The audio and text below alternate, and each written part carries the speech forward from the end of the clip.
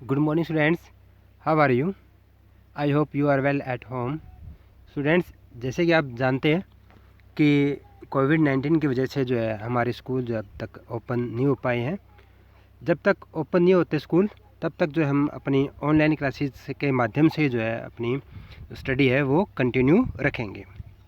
तो बच्चों, आज जो है हम यूनिट 3 की, आप देख सकते हैं कि यूनिट 3 का जो लेसन नंबर 6 है हमारा, हम वो आज स्टार्ट करने जा रहे हैं, जिसका नेम है जल संसाधन। बच्चों, जल जो है वो हमारे लिए बहुत ज़्यादा इम्पोर्टेंट है। आप लोगों ने देखा होगा अलग अलग क्षेत्रों के अंदर अलग अलग स्थानों पर जो है स्लोगन लिखे हुए कि जल है तो कल है, जल है, जल ही जीवन है। तो ऐसे स्लोगन्स जो है वो आप लोगों ने कहीं ना कहीं ज़रूर पढ़े होंगे। तो बच्चों, जल की इम्पोर्टेंस जो है हमारे लाइफ के अंदर बहुत ज़्यादा मानी जाती है। और आज जो है हम इसी संसाधन के बारे में पढ़ेंगे कि भारत जैसा देश जहां जलवायु की विभिन्नताएं जो है वो पाई जाती है, उस देश के अंदर जो है जल संसाधन की क्या उपयोगिता है, क्या इसका महत्व है और कितना इसका जो है उपयोग किया जाता है, कितना इसका सदुपयोग किया जाता है, कैसे जो है हम इस जल संसाधन को जो है बचा सकते हैं। हम इसी के बारे में जो है इस लेसन के अंदर स्टडी करेंगे। तो सबसे पहले हम जानेंगे कि भारत के अंदर जो है जो जल संसाधन है उसकी कितनी मात्रा है।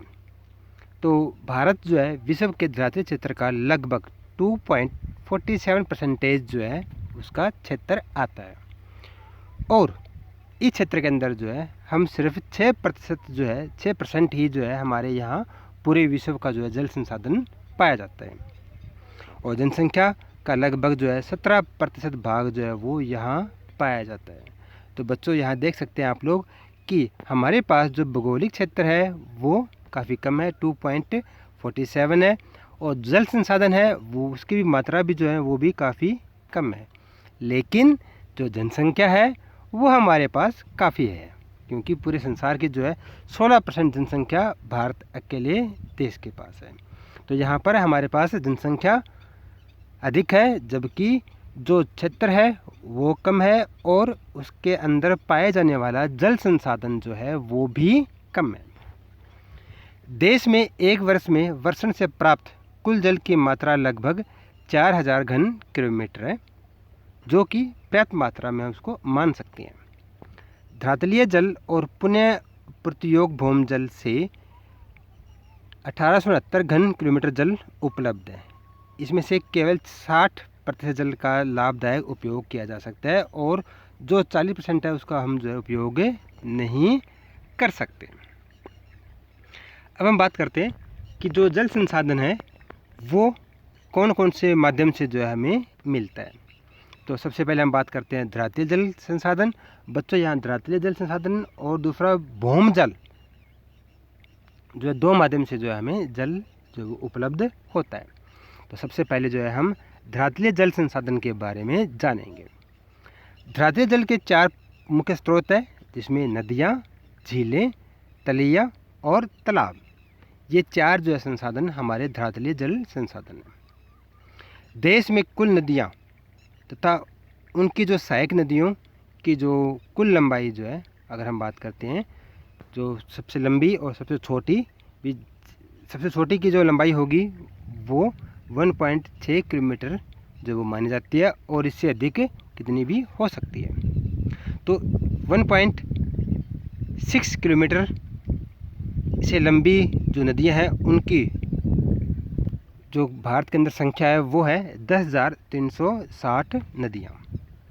भारत में सभी नदियाँ बेसिनों में औसत वार्षिक प्रवाह 1869 घन किलोमीटर होने का अनुमान किया गया है। फिर भी स्थलाकृतियाँ, जलीय और अन्य दबावों के कारण प्राप्त धरातलीय जल का केवल हम 690 घन किलोमीटर, लगभग 32% ही जल का उपयोग किया जा सकता है।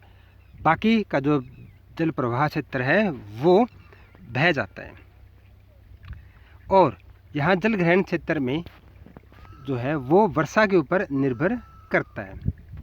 आपने कक्षा 11वीं के अंदर पुस्तक भारत भौतिक पर्यावरण में पढ़ चुके हैं कि भारत में वर्षा में अत्यधिक स्थानीय विभिन्नताएं पाई जाती हैं। ये बच्चों यहाँ पर जो है ऐसे क्षेत्र भी है जहाँ विश्व की सबसे अधिक वर्षा होती है, जैसे मानसून ग्राम आसाम के अंदर, ये मेघालय के अंदर, और कुछ क्षेत्र ऐसे भी है जहाँ पर पूरे साल जो है 12 सेंटीमीटर से भी कम वर्षा होती है। तो ये भारत के अंदर जो ना वर्षा के जो स्थानीय वितरण है उसके अंदर भी जो है विभिन्नताएँ पाई जाती हैं।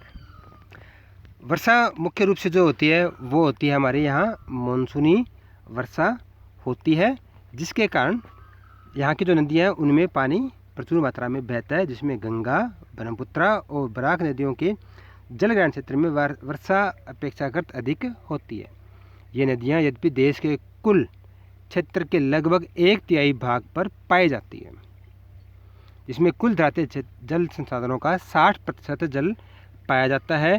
दक्षिणी भारत में अगर हम बात करते हैं तो वहाँ पर गोदावरी, कृष्णा, कावेरी में वार्षिक जल प्रवाह का अधिकतर भाग काम में लाया जाता है, लेकिन ऐसा ब्रह्मपुत्र और गंगा बेसिनों में अभी भी संभव नहीं हो सकता है। बच्चों, जो गंगा और ब्रह्मपुत्र नदियाँ हैं इनका अधिकतर पानी जो है वो व्यर्थ ही बह जाता है। अब हम बात करते हैं भौम जल संसाधन की। बच्चों, देश में कुल पुनः पूर्ति योग्य भौम जल संसाधन लगभग 432 घन किलोमीटर है, जिसका हम उपयोग जो है काफ़ी अलग अलग क्षेत्रों में अलग अलग तरह से करते हैं। कुछ क्षेत्र ऐसे जैसे पंजाब है, हरियाणा है, उत्तर प्रदेश है, वहाँ पर भौम जल का उपयोग जो है वो अधिक मात्रा में किया जाता है, जबकि कुछ क्षेत्र ऐसे हैं जहाँ पर भौम जल का उपयोग जो है वो बहुत कम किया जाता है। भौम जल जो है वो 40% भाग जो है गंगा और ब्रह्मपुत्र बेसिन में पाया जाता है, जिसमें उत्तर पश्चिमी प्रदेश और दक्षिण भारत के कुछ भागों में जो है नदी बेसिन में भौम जल उपयोग अपेक्षाकृत अधिक है।